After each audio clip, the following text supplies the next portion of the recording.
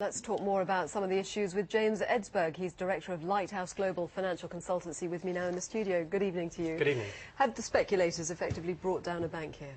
Well, it's a mixture of two things. I think there is a good argument to make that HBOS was amongst the weaker, or one of the weaker banks in the system, and that's for two reasons, I think. First of all, it had a very large exposure to commercial property, and in the 1990s, many of the large banks got their fingers burnt on that.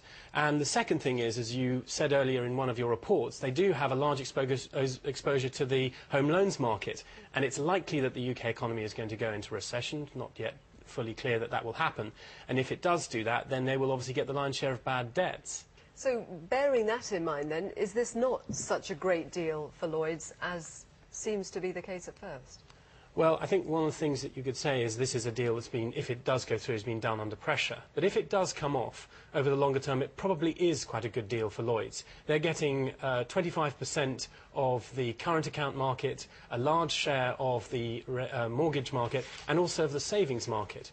But I don't think Lloyds can swallow HBOS whole. They're going to have to announce, I think, that they will sell parts of it off, perhaps to other banks, HSBC and others, because they can't swallow it whole, otherwise that's just moving the problem from one area of the banking system to another.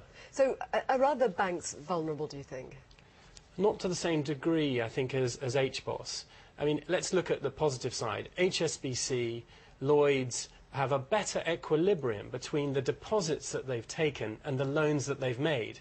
HSBC, for example, because it has a very big business in Asia, actually has more deposits than it has loans out. So it's a fundamentally stronger bank. And I think the key thing to remember in all of this is that not all banks are the same.